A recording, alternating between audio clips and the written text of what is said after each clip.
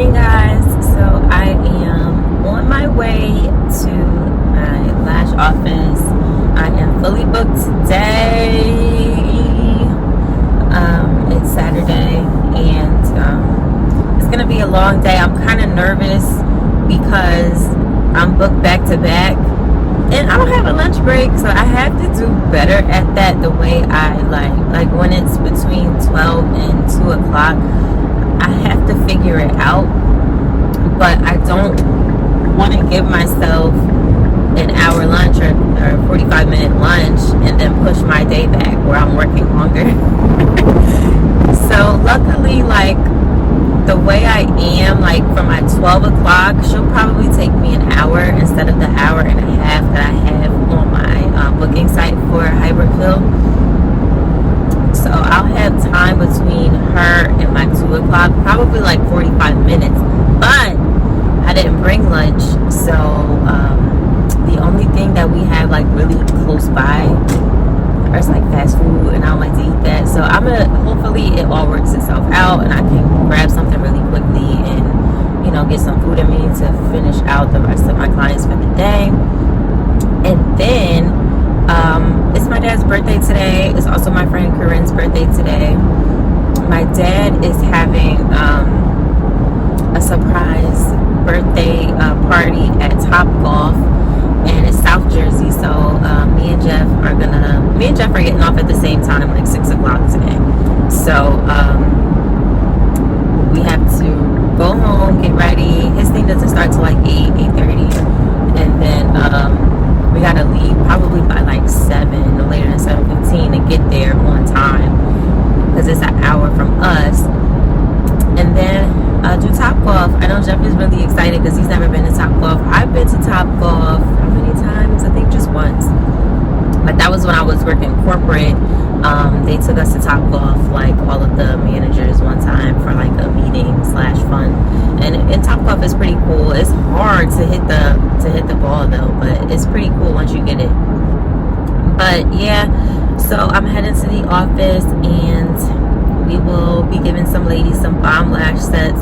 I really need to hopefully I just finally do it next week where I schedule my own appointment.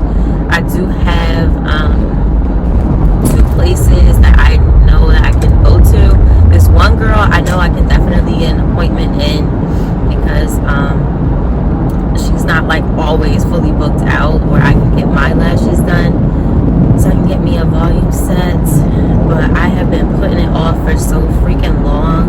I just need to make the appointment and get it done. But sometimes like it's really hard to have your stuff done up when all you do is work, you know, because I'm running my business.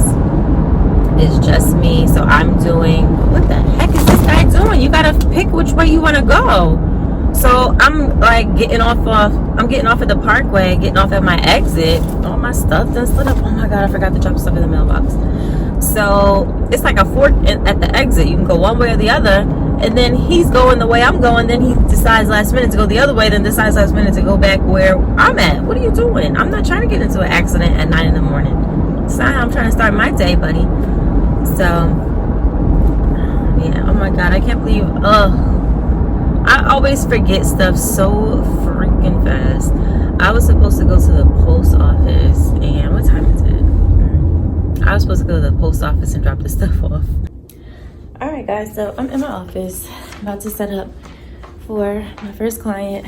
I usually get here maybe like 30-45 minutes, usually 30 minutes before my first appointment. Let me just put y'all down. I usually get here like 30 minutes before my first client comes in and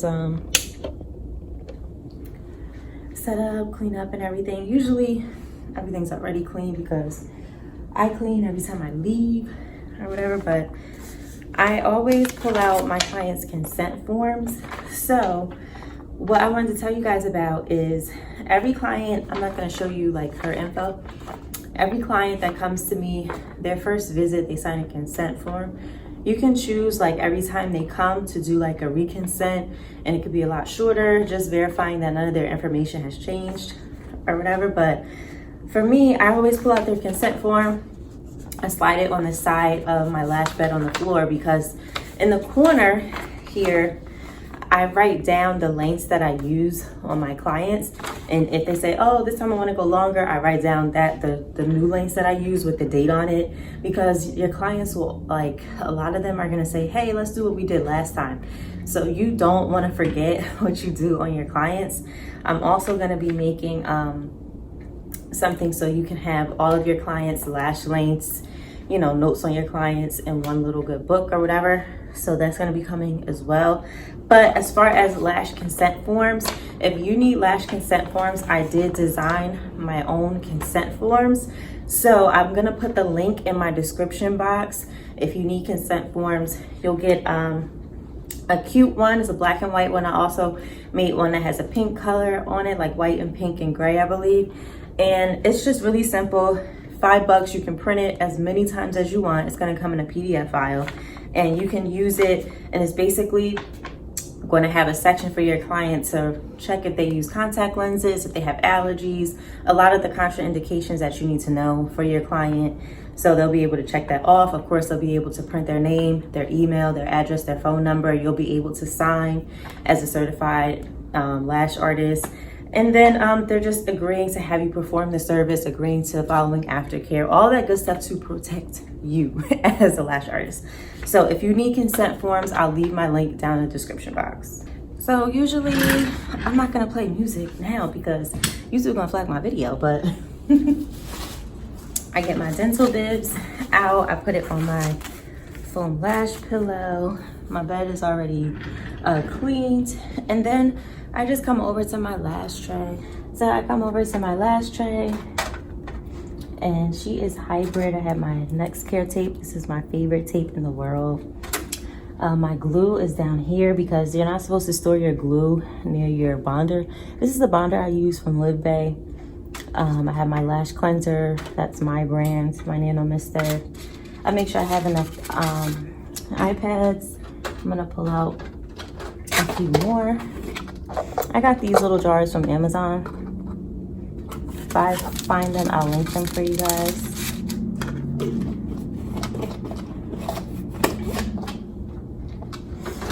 Make sure I have enough of these disposable lip applicators out for today.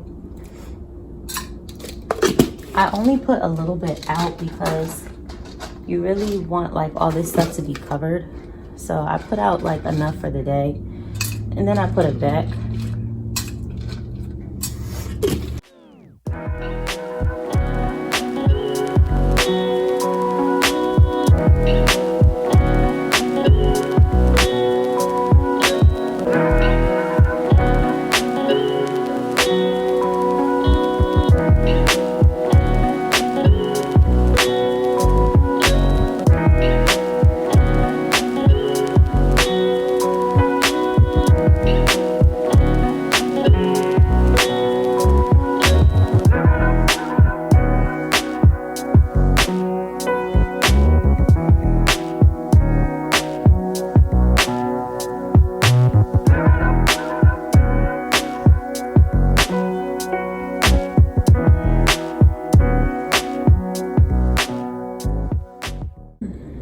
What's up, guys? So I wrapped up my first half of my clients for the day. I had a bit of a change.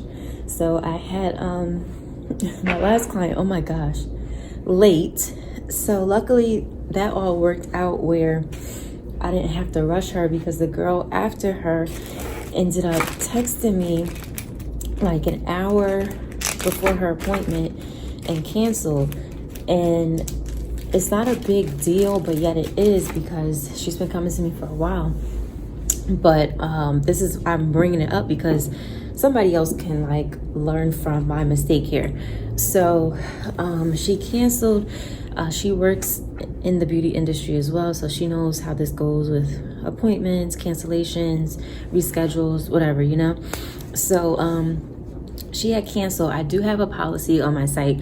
If you cancel in less than 24 hours, then your deposit is non-refundable. All security deposits are basically non-refundable, but if you cancel with less than 24-hour notice, you have to then book a new appointment with a new deposit.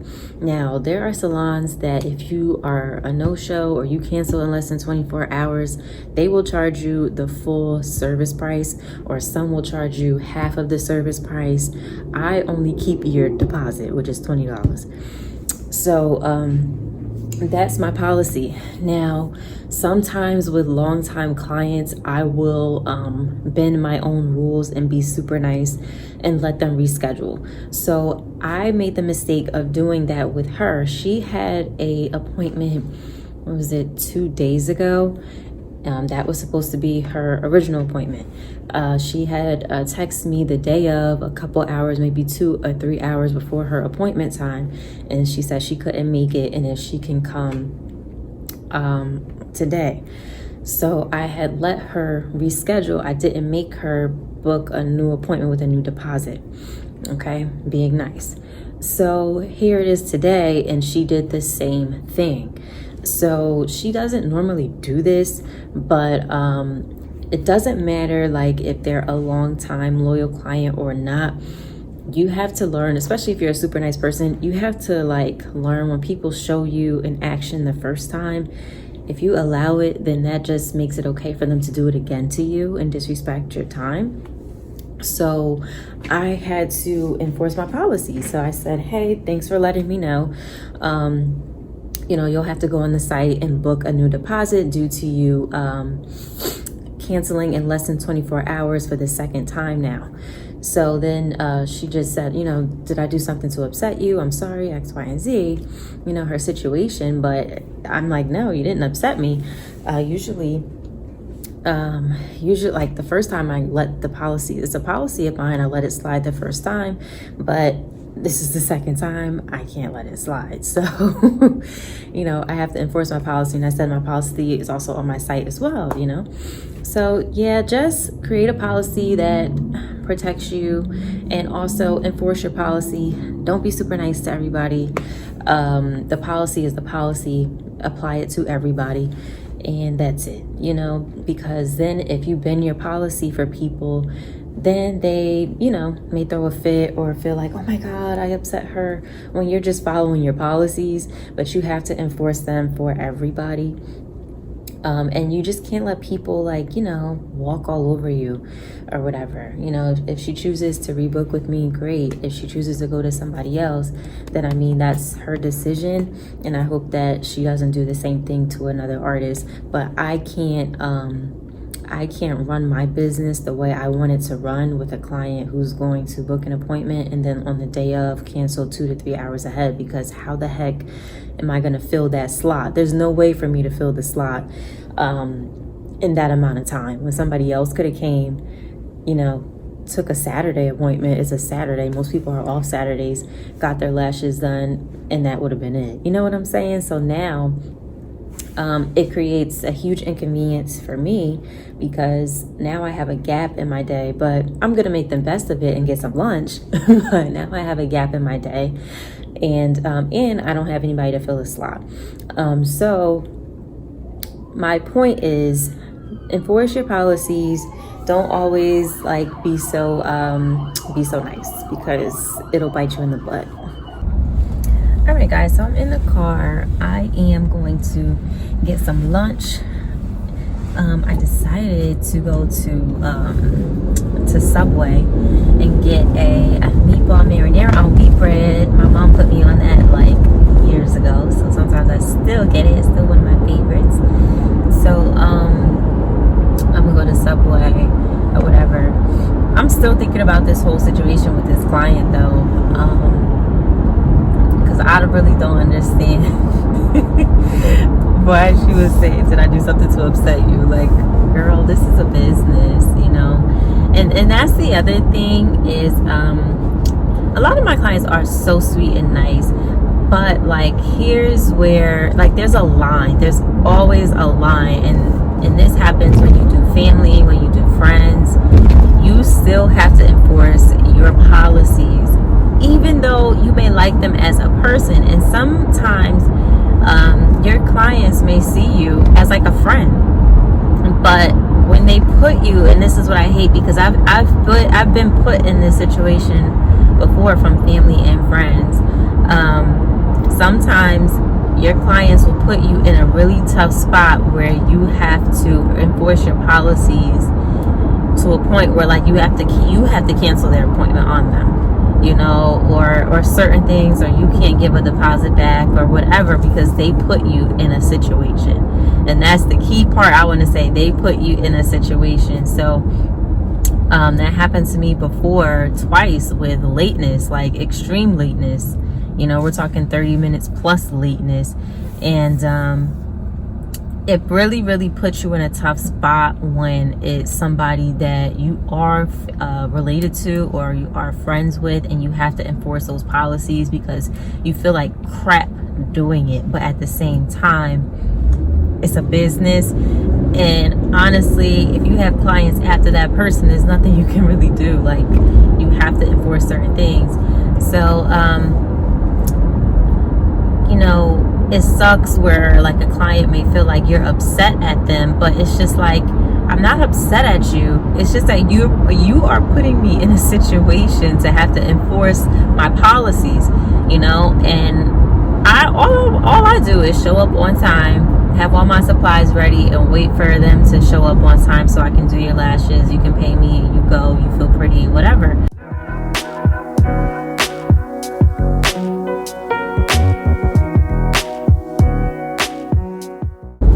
Hey guys, so I am on my way home. I am done for the day.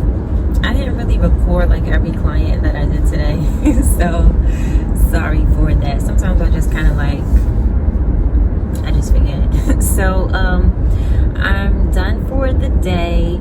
I did have a little bit of conflict happen because the person that canceled on me that I told you guys about, who did this like back to back, she didn't take it so well according to like my policy for having to schedule a new appointment with a new deposit.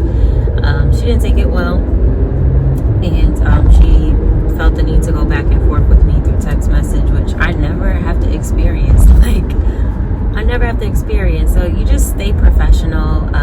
You don't get out of character or anything like that, so I mean, we'll see. But I just think it's interesting how sometimes when people are wrong and they do something wrong to you, they then all of a sudden find these crazy reasons as to why you're the wrong person, and they try to flip the script. I really think that's so interesting, like how people do that and they just lack accountability. You know what I'm saying? I'm just really disappointed that this person chose to go back and forth about them canceling on me the day of 2 times back to back or whatever, within like a day or so apart from those 2 appointments. And then it's trying to come up with all of these things to try to flip it on me. So I don't know. All I know is you have to protect your energy. You have to protect your peace of mind, and you got to enforce your own policies. Like I said earlier, it's my fault. From the first time this happened, I should have enforced it then. I shouldn't have waited until now, the second time. So yeah, but I also want to share with you guys, like, don't let clients get you all in a bunch. You know, like, don't let clients make you upset. It can be very challenging, but don't let clients get you really, really frustrated and upset. If it does, have it get you upset for half an hour and then be on your way. You know, I was really happy about my last client who came. She's a regular. She's very nice, smooth, easygoing. Like, so it was nice to finish off the day with a good client. And if you have your really good clients that respect your time, they are easy to work with, they're cool, you know what I mean? Like, whether they talk to you a lot or they're more quiet during their appointment, but they're just like a good client, like, you know, hold on tight to them, treat them well, or whatever, and just appreciate them, because those are going to be the people that you are going to have to remember when you have those days where that one bad person tries to come in and create a whirlwind and flip your stuff upside down, and it makes you feel like, oh, screw this, I don't want to do this anymore. So you have to really think, like, one rotten